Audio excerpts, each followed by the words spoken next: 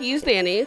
And she's Michele. And we want to wish you a Merry Christmas. And a very happy holidays. From both of us at It Goes Down the DM. What a year we've had, honestly. The both of us. Yeah. It's been crazy. Like, I did not think I would be here this time last year. And you have a morning show with another Danny, and that's dope. It's so funny how it confuses people. But I have 2 morning shows. I have several podcasts, and I'm back to making music. It's just been a really, really productive year. And I got so much done that I wanted to. But most of all, I have you now. Oh, honey. You know, I feel it too. 2020 was nuts for me. And so coming into this year and experiencing so many things from, meeting the snack pack and really nurturing my relationship with my sister. I got to see her 3 times. Which is rare, right? Yeah. That doesn't really happen. I hadn't seen her in 4 years, so seeing her 3 times within a 5-month period was so great. Just making up for all that lost time. Yeah. And then I met you, and we fell in love during the pandemic. And we adopted a dog, and he's fantastic. I'm so happy. Like, I didn't know I could be this happy. And I finished a book.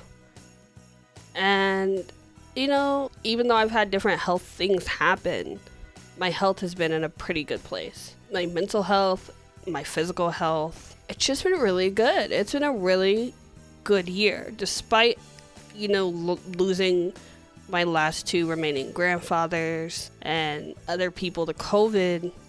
There's been so much good that's come from this year. And I love being able to look back at that and say, yeah, it was tough, and yeah, there were days where I didn't know what the hell I was supposed to do, but there were so many things to look forward to, and you were a big part of that for me. And I'm so glad it's mutual. This year really taught me what it's like to take the good with the bad. Losing my cousin and losing my grandma 5 months after that, but then actually really solidifying things with you, coming here and actually being able to start something with you has just been so incredible, and has really taught me the value of realizing that that's what life is about. Taking the best things with the bad and figuring out how to navigate through that. So thank you so much for being literally the shining light in my life that I never knew I needed. And thank you for putting me first and for thinking about me. I also want to thank a few people. You put together a really incredible Christmas gift idea that really touched me in a super deep way, because nobody's ever went all out to do that. But you reached out to some of my closest people to wish me a Merry Christmas and a Happy Holidays, and to show that they're there for me. And so I want to just give a shout out to as many people as I can remember that sent something in. To my mom, she's lovely, and I can't believe how much she's in support of this relationship, which makes me so happy. But also how close we are, and how we've had to really deal with loss together. I also want to thank my man Brosco. He's a rapper out of Philadelphia. He's an incredible father, an incredible husband, and he's just a good dude, man, all through and through. One of the most talented people I know. Thank you to my boy Adam, who sent something in, man. Adam is literally one of my closest friends. Shout out to your sister, my sister now, Terica, for both recording the voiceover of what my mom sent in and sending me a message. I appreciate that so much. My friend Lakirie, Danny D, my Eagle Radio people, Lizzie, my best friend in the whole freaking world. I love you so much, Tanisha, and I can't wait to see you for our wedding. That's so exciting. And did I miss somebody? I feel like I missed somebody, and I literally just had them in my head. Malik. Who's Malik, one of yeah, my the Blind and favorites. Famous. Blind and Famous. Blind and Famous. And Blind and Famous, man. My guys, we are dropping something for Christmas. Blind and Famous Volume 5. I have 2 songs on there, both remixes.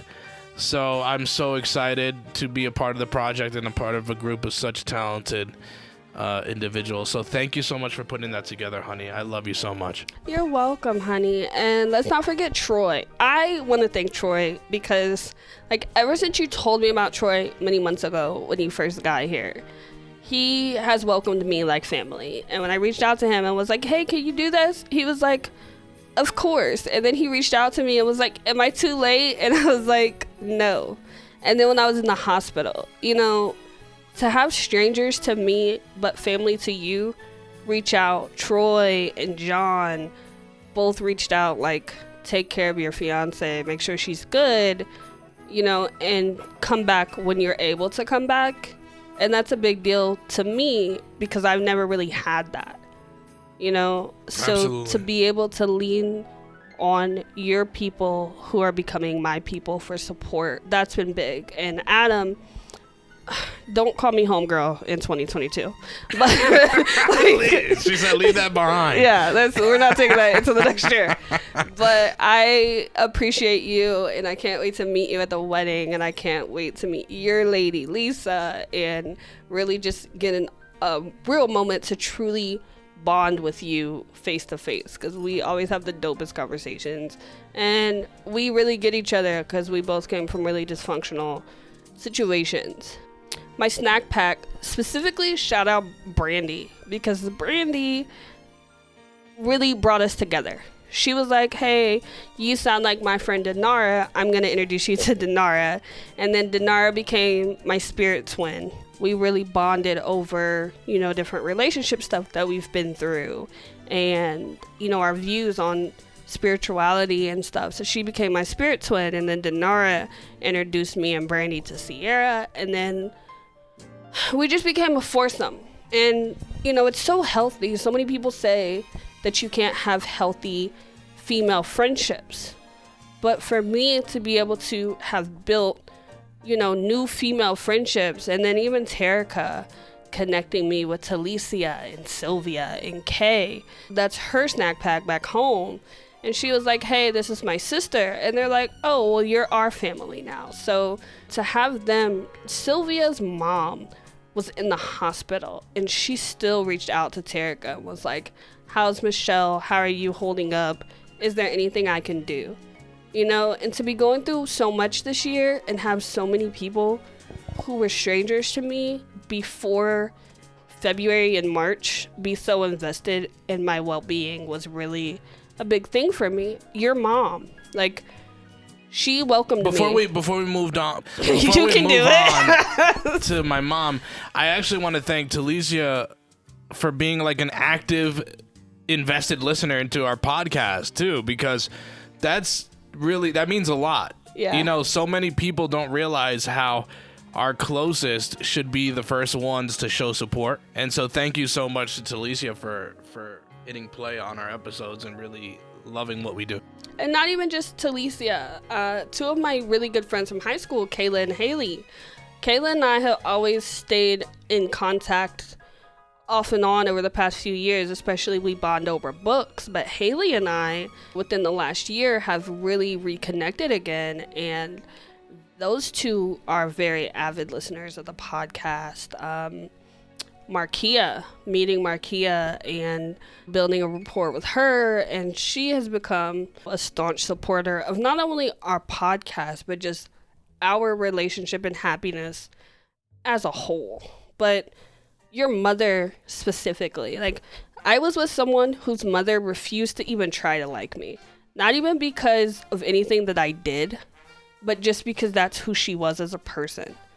So the fact that your mom was like so open about me reaching out to her for your gift and talking to her, like, we talk about the Masked Singer, and, you know, like, I feel like I am family. Like, she makes me feel like family now, and I appreciate that because I almost married someone whose mother did not give me that, and that was really hard.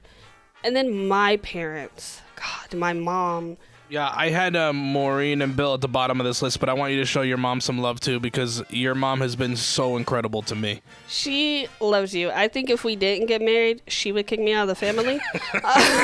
Like, they love you. But my mom had a hysterectomy this year, and she, still has made sure, like, even when she was going through her own medical stuff, she showed up for me. And, when she couldn't show up for me, she called in the tribe, my Uncle Mike, everybody. Like, she made sure that there were people who could show up for me when she couldn't. And then my other mom, Maureen, and my other dad, Bill, they did the same thing. They show up for us. They're our personal P.O. box. They support our love. And, and they're big for me, especially because I met Maureen because of my ex. And I continued to nurture that relationship with her. But it's not something that she had to do. Like, she didn't have to keep having a relationship or a friendship with me.